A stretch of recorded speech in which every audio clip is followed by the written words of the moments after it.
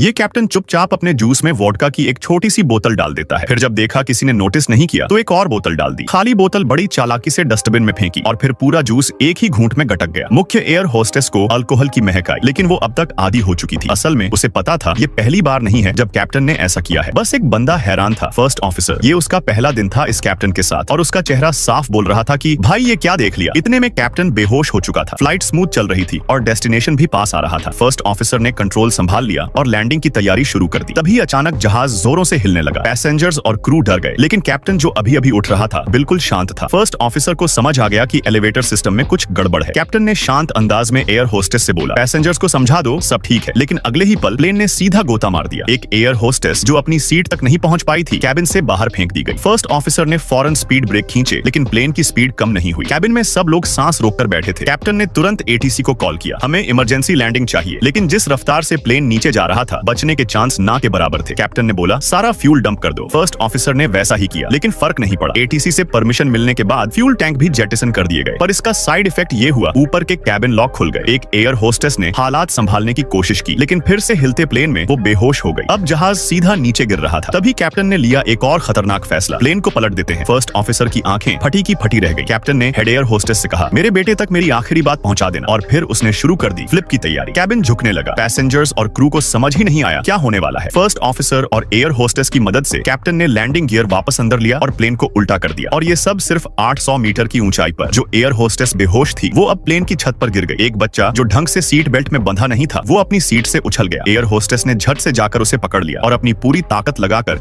उसे वापस सीट पर बैठाया। फ्लिप के बाद प्लेन कुछ देर के लिए नीचे गिरना बंद हो गया, लेकिन अब फ्यूल डंप की वजह से इंजन बंद होने लगे थे। प्लेन में पावर नहीं था और वो रनवे तक पहुंचने की हालत में नहीं था। इंजन में आग भी लग चुकी थी। अब और कुछ बिगड़ने से पहले कैप्टन ने डिसाइड किया, जहां भी जगह मिले वहीं क्रैश लैंड करना पड़ेगा। लेकिन सबसे पहले प्लेन को सीधा करना जरूरी था। जो एयर होस्टेस बच्चे को बचा रही थी वो सीट तक वापस नहीं पहुंच पाई और दोबारा बेहोश हो गई। कैबिन पूरी तरह अफरा तफरी में था। किसी तरह प्लेन वापस सीधी पोजीशन में आ गया, लेकिन अब दोनों इंजन पूरी तरह फेल हो चुके थे और प्लेन सिर्फ ग्लाइड कर रहा था। अचानक सामने एक खुला मैदान दिखा जिसमें एक चर्च भी था। कैप्टन ने जितना हो सका प्लेन को मोड़ने की कोशिश की, लेकिन एक विंग सीधा चर्च से टकरा गया। अब केबिन में हर शख्स बस नीचे जमीन की तरफ देख रहा था और सबको अपना अंजाम सामने नजर आ रहा था।